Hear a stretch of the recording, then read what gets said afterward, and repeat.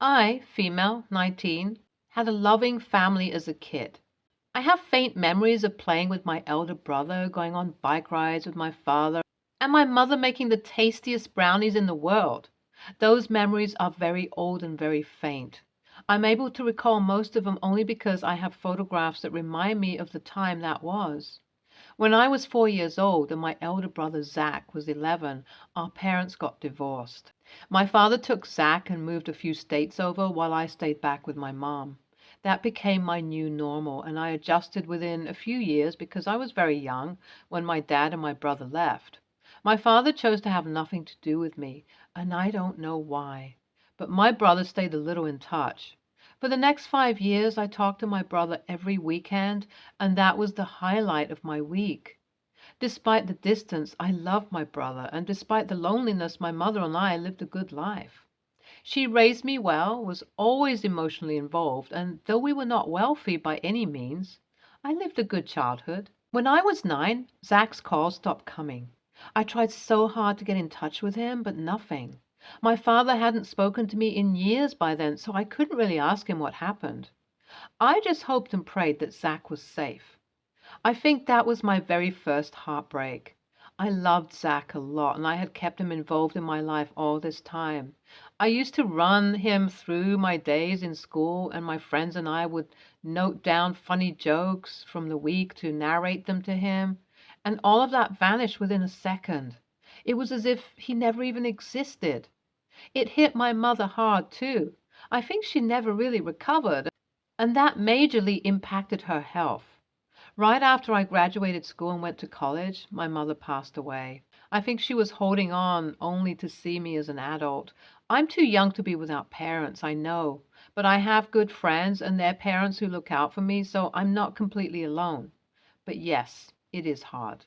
I feel all alone despite all the support that I have, and there is no one that I can completely trust or rely on. Thankfully, my mother had saved up a large sum of money and had begun teaching me about finances so that I wouldn't turn into one of those people who blow through all their inheritance in 2 years. I am in a fairly employable degree and did not have to take out student loans. I am the sole inheritor of my mother's house, so financially I'm set. My Uncle Peter helps me out and checks in on me every few days. I'm quite close to him and his family, and they are genuinely very nice people. A few weeks ago, I got a message request on Instagram. It was from Zach. I couldn't believe my eyes. I was over the moon because I felt I had some part of my family back. We texted back and forth, and he was quite distraught when he found out about Mom. He told me he wanted to fly down and meet me, and we quickly began making plans. I decided to snoop a bit because I knew nothing about his life, and I stalked him online. A lot. I checked out the profiles of his friends, all the comments, etc. His Instagram, however, was surprisingly new. That made me a bit suspicious, so I started digging, and what I found out was shocking. The man who was texting me was not Zach. He had made a fake digital trail that could make him pass off as Zach, but I am a pro at snooping, and I found out the truth. I did some more digging, and I found out that my dad had remarried after a few years, essentially around the time Zach stopped calling me. His new wife had a son from before getting married to Dad, and this son was impersonating Zach. Once I was able to find out all of this, it became easier for me to track fake Zach. I immediately called up Uncle Peter and his wife and asked them what I should do. Uncle Peter felt that this was my father's doing so that he can manipulate me into parting with a significant portion of my inheritance. This way, both my dad and fake Zach could benefit. I felt like my heart was shattering all over again. I had thought I was finally reuniting with my brother, but what I got in its place was a disgusting ruse for material gains. I could not stand to look this horrid man in the eye, and I wanted to know what happened to Zach. Uncle Peter was furious too, and he asked me to play along and call fake Zach here, where he would be publicly humiliated. The day arrived, and I went to receive Zach from the airport. It was awkward at first, but I tried to cover it up as best I could. I asked him about Dad, about their lives, and why they stopped calling me.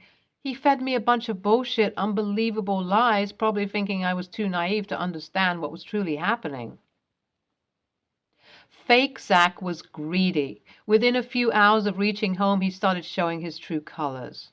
He was salivating over the house and kept on asking me how old the furniture was, how much the house would cost if I sold it, how much I would get if I planned on renting it out, and other questions along the same lines. I answered truthfully, and I could see his eyes light up because the house is generally worth a lot of money. What he did not know, however, was that Uncle Peter had called up my paternal grandparents and told them about the little stunt that my dad and fake Zach were trying to pull off. While they were in low contact with me, they are people of principles and they do not like it when anyone does sneaky shit like this. Cue the drama. During dinner, fake Zach told me he wanted to talk to me about something important. He said that Dad didn't allow him to stay in touch with me or Mom and that he had always wanted to be a part of our lives. But he was a kid and he was under Dad's control, so he couldn't do much. Then, with tears in his eyes, he told me that he felt really guilty for not being there for Mom and that he just wanted some part of her for memory's sake. He said that he had never found his mother's love, and if he could get a share in her life, he meant inheritance. It would mean that they were still connected somehow. I told him I understood and appreciated his emotions, and that was exactly why I had a very special surprise for him. His eyes lit up, and the surprise walked in. It was as if he had seen a ghost. My paternal grandparents were standing there glaring at him in absolute and unbridled rage. Fake Zach choked on his spit as he fumbled for words. My grandpa grabbed him by the collar and dragged him out of the house, while my grandmother called my dad up in front of everybody and started berating him left, right, and center. It was chaotic, and to be honest, I didn't have the mental capacity for that kind of drama. I thanked my grandparents, but I asked them to let it be and leave me in peace. They apologized for the trouble and hurt I had to go through because of my dad and fake Zach. His real name is Dylan, by the way. They left, and I just hugged Uncle Peter and cried. A few hours later, I got a text from Dylan calling me a bitch and saying that I could have just said no instead of creating this drama. I haven't responded. But now I do feel kind of like an a-hole. AITA? Update. My dad called me. The first time I hear his voice after so many years, the only thing he says is that he is disappointed in me for involving his parents and that I should have known better. That was when all my bottled up feelings came to the surface, and I yelled at him, saying that he failed me as a parent when I was a kid, and he is failing me as a parent when I'm an adult. He told me I was too young to know things and just disconnected the call. I'm so numb and emotionally drained. I wish I had someone, anyone. I'm sorry for the rant. Update 2. Dad's parents called me. They apologized again and told me that Dylan had gotten his girlfriend pregnant and decided that this was the fastest way to get money to raise his child. That was a pretty dumb move in my opinion, but whatever. They also told me that while they had earlier decided to call him and his family to their place and babysit their kid for free, they had rescinded their offer in light of recent events. Dylan is screwed. And now I get why he was so angry in my DMs. I mean, I don't care. He dug his grave himself. The only good thing that has happened is that they told me that Zach really wants to get in touch with me. He'll be coming over next week, and they'll ensure we meet. I hope I'm not in for another heartbreak. Update 3. I met Zach. It was so surreal and so emotional. I hugged him and didn't let go for a few minutes. We talked about each other and our lives and then asked him why he stopped talking to me. He told me that I was a product of an affair my mother had, and when Dad found out, he decided to divorce Mom. Zach was young at that time, so he was not told the reasons for the divorce and hence allowed to keep in touch with me. At 16, when he did find out, he, out of his own volition, chose to cut contact with us because he did not know how to process the news in any other way. Over the years, he had wanted to reach out but felt that I might have forgotten him and that this would be for the best. This was honestly a lot to take in, and I couldn't believe it initially. But this explains the reactions of my father and his side of the family. I'm not angry at my mother because I don't know what drove her to do it, but I also know that it's not my fault. Zach knows it too. For now, we've decided to stay in touch and see how our relationship progresses. He has also offered help if I need a kickstart in my career. All in all, I think I have my brother back, and that's all that matters to me. That's all that has mattered since I was 9 years old. NTA, I would have screwed over fake Zach too. He fricked around and he found out. That's on him. NTA. In this specific situation, you're NTA, but I also feel there is some family secret regarding your parents' divorce that you're not being let into. Whatever the case, fake Zach is a horrible man and he deserves no sympathy from anyone. NTA, I had guessed the cheating angle based on your dad's reactions, and I don't blame him for leaving you. But to send Dylan as Zach and to manipulate you into parting with your inheritance is some twisted shit, and I'd be careful in letting him back into my life if I were you. Be careful with Zach, too. You haven't known him for the better part of a decade. I know you need support and family right now, but don't forget that Zach is essentially a stranger. Take your time to know him, and in the meanwhile, lean to your friends and Uncle Peter and his family for support. All the best, OP. You deserve the best. Next story. My wife always hosts Thanksgiving, and she takes it very seriously. For the past 2 years, my mom has come with her boyfriend, now fiance, Leo. I don't know Leo too well as he doesn't really engage, but the first year my mom came in with a huge bag and was acting really weird and secretive. When we sat down to eat, I noticed that Leo's food looked slightly different from ours. I saw my wife giving it funny looks as well, and I asked. At first, I tried to lie. Then my mom admitted that she had snuck Leo's food from home. I didn't let it go and wanted an answer. She finally admitted that he hates our food and she wanted him to enjoy the holiday. I was pissed but waited to take her aside. She was told to never do that again. This year, she brought Leo again. Neither ate much and they only stayed a little over an hour. When I confronted my mom, she admitted that she was going home to have another dinner with Leo and some friends because she feels so guilty knowing he's willing to spend his whole holiday doing something that makes him miserable for her sake. My wife called her a pick-me. My mom didn't know what that was, so that was an interesting conversation. My mom finally admitted Leo grew up very poor, and that is why he hates our food so much because it reminds him of his mother's cooking. I don't even know what the frick that meant, but I could see my wife's blood was boiling, so I told my mom she isn't allowed to come back with Leo. She said, who spends the holidays without their partner? But I said she had to choose between the two of us. I ended up banning her, and she called me an a-hole, and the whole family is furious with me. They say I'm being irrational and should just ignore it because he makes her really happy. Oh, we were also uninvited from the wedding. Lots of people spend a holiday in two places, and lots of people are picky eaters. You and your wife are making a mountain out of a molehill. So someone doesn't care for your wife's cooking. Hardly the end of the world. However, if you want to ban your mother from your home and holidays for such a ridiculous reason, it is your business. But YTA for taking such an extreme measure because your wife got butt-ass hurt because they think she's a lousy cook. YTA. Man, I know it sucks that your wife's cooking doesn't feel appreciated, but come on. Sure, they could have brought it up and said they wanted to bring in their own food so you'd know ahead of schedule, yet all they did was do their best not to inconvenience you. They didn't ask you to buy anything specifically for Leo, didn't ask you to be his personal chef for his own meal, didn't even bring it up to the family. They tried to be discreet by bringing him his own food, tried to just eat less of something he didn't enjoy eating so he could go meet with some other who may matter to your mom and to Leo for food.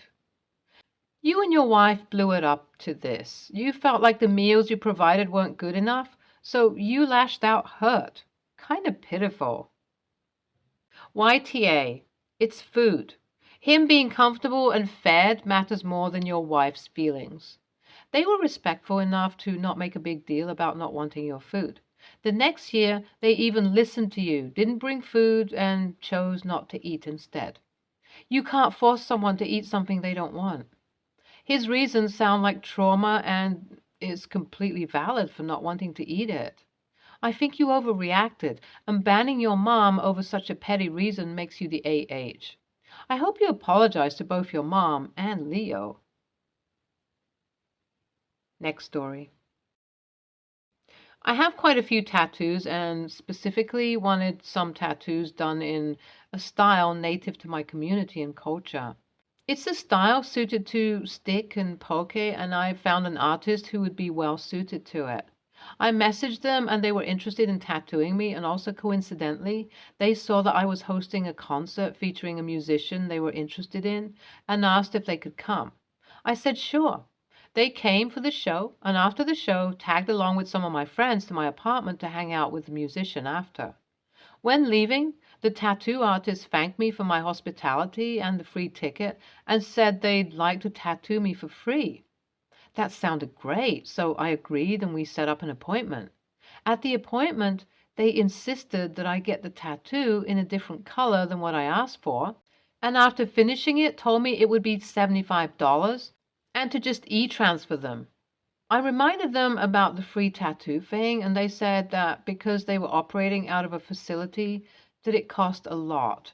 And so they couldn't afford for me not to pay, and because I felt bad and pretty embarrassed at that point, I paid. Once the tattoo healed, I noticed it was already fading, and I messaged them, and they agreed to touch it up, but then kept postponing the appointment. At that point, I messaged them pretty annoyed that they needed to uphold their side of the agreement, and I already paid for what was supposed to be a free tattoo. They got really aggressive and blocked me, saying that I was trying to mooch off a person of color. I'm also a person of color. After this, whenever a friend reaches out about stick and poke tattoos and mentions this person, I warn them to not go there. And it turns out someone told them, and they're saying that I'm being an a-hole and to stop bad-mouthing them. AITA? NTA sounds like you have a problem with the quality of their work. People want quality tattoos, and it's not uncommon to share good or bad experiences with others looking to use an artist. How you treat people can also come back to hurt your business, as this artist is finding out. Definitely NTA. You gave the tat artist a lovely evening out. They never should have offered to do the tat for free unless they planned on following through on their commitment to you. She didn't stand by their word, talked you into agreeing to do the tat in a different color than you wanted it to be, and it faded almost immediately. Then they didn't back up their word about fixing it. The tattoo artist is TA, not you. Big time AH, IMO. Very unethical. That is not how a responsible person does business. You have every right to warn people who reach out to you about your experience with this person. I'd send a message back through the person who reported what the tattoo artist said about you, that you're only speaking the truth when you ask for a recommendation. If they would prefer that you recommend them and not tell people what occurred, then they should have honored their commitments. NTA sounds unprofessional. My tattoo artist is my friend, but he runs his own business, so even knowing each other for years, we always settle price estimates first because it's a business transaction. There has been maybe one time where the piece took longer or was more detailed than we previously planned, and I have had no issue paying a few bucks extra, even though he would allow me just to pay the initial estimate. But I'm not going to stiff my buddy for going the extra mile for that piece. For this person to do the work and then tell you to pay up $75 when they never implied there was a change to the verbal contract is just AH behavior, and definitely worth mentioning to any future customers. Stay tuned for more stories from our girl relationships.